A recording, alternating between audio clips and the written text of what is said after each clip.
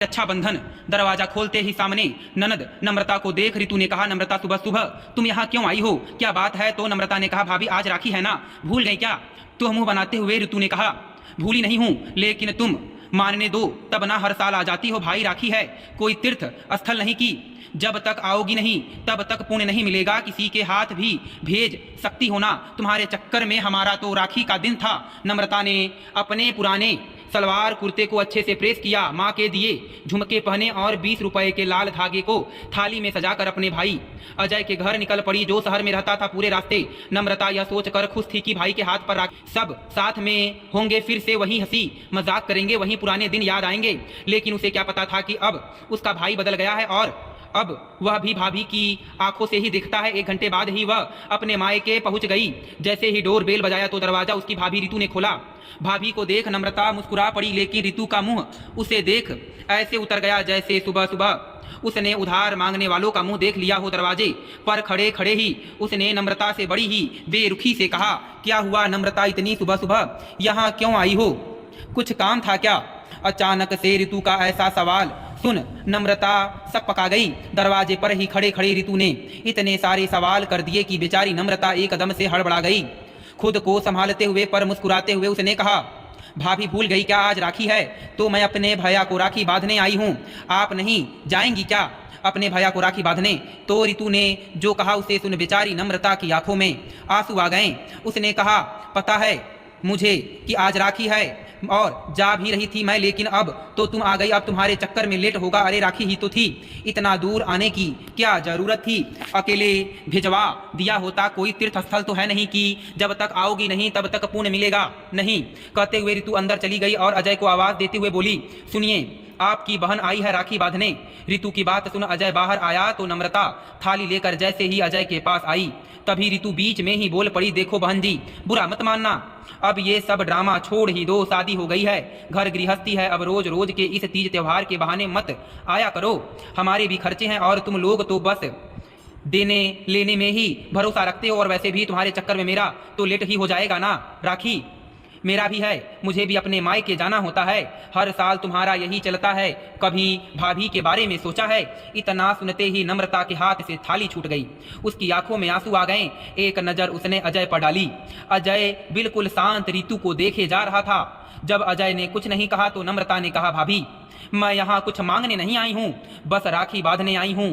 तो रितु ने बोली, बस करो नम्रता, अब यह अपना इमोशनल ड्रामा मत शुरू कर देना, तुम्हारे इसी ड्रामे की वजह से मेरा घर बर्बाद हो जाता है, हमारे बीच में लड़ाइयाँ हो जाती हैं। राखी के नाम पर अपना इमोशन का दिखावा मत किया करो, जितनी गरीब बन के आई हो उतनी गरीब हो नहीं, पैसे लेने के नाम पर गरीबों का नाटक करने लगती हो, सब समझती हूँ मैं। बेचारी नम्रता रोने लगी, उसका गला रूद गया, एक शब्द भी वह बोल नहीं पाई, बस चुपचाप अपने बैग में राखी निकाली, अजय के हाथ में बांध दी और चुपचाप उल्टे पांव दरवाजे की ओर चल पड़ी। तो पीछे से रितु बोली, दूसरी बार आने की जरूरत नहीं है, अगली बार डाक से भेज देना, मेरा भी त्योहार होता है। पूरे रास्ते नम्रता रोते हुए भारी मन से बस स्टॉप पर पहुंची, वहीं पास में ही पड़े चेयर पर बैठ बस आने का इंतजार करने लगी। लाख कोशिश के बाद भी आंखों के आंसू रुक नहीं रहे थे। तभी एक बूढ़ी महिला उसके पास आई और बोली, बेटी क्या बात है, रो क्यों रही हो?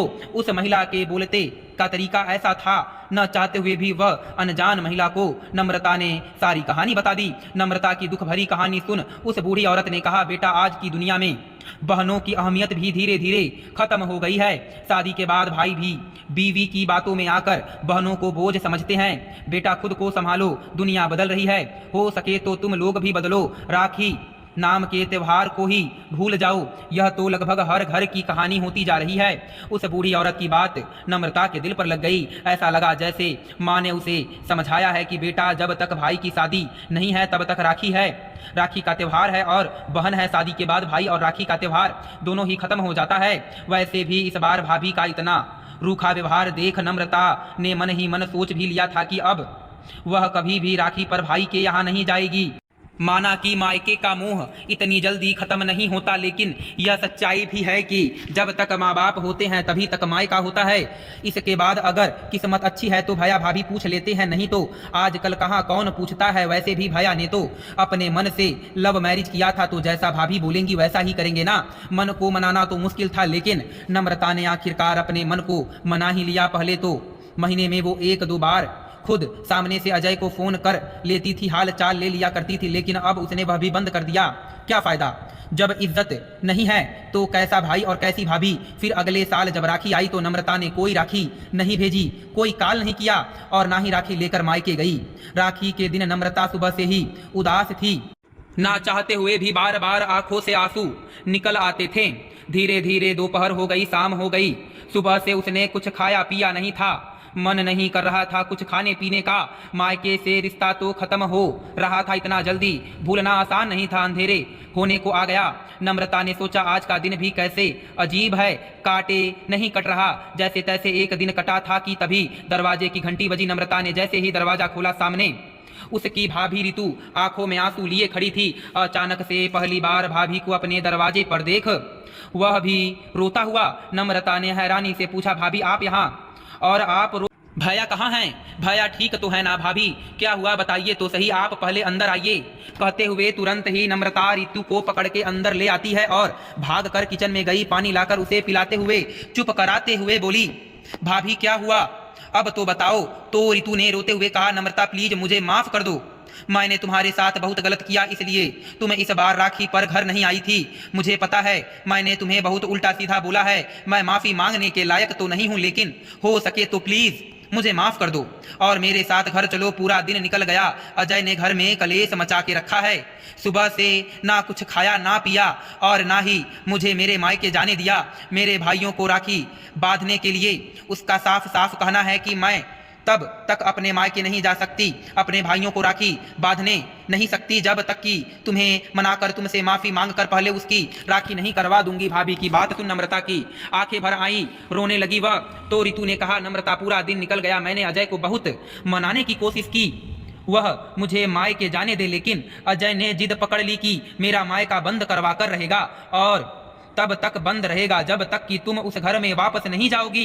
और मायका बंद होना और राखी पर भाई के होते हुए राखी न बांधने का दुख मुझे आज समझ में आया, तुम्हारी तकलीफ मुझे आज समझ में आई। जब खुद मेरे ऊपर बीता तब जाकर मुझे एहसास हुआ कि मैंने तुम्हारे साथ बहुत गलत किया है। नम्रता प्लीज तुम मेरे साथ जल्दी घर चलो, अजय को राखी बांधो ताकि मैं भी अपने भाइयों को राखी बांधने जा सकूं। रो पड़ी नम्रता। यह सब सुनकर मन ही मन सोचने लगी, कितना गलत समझ रही थी मैं अपने भाई को।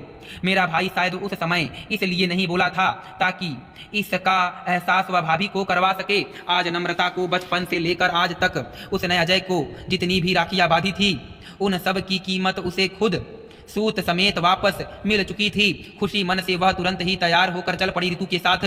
जैसे ही वह मायके पहुंची, अजय नम्रता को देख मुस्कुरा पड़ा तो नम्रता भी भागकर भाई के गले लग गई और रोते हुए बोली, भैया माफ करना, 1 मिनट के लिए मैंने आपको भी गलत समझ लिया था।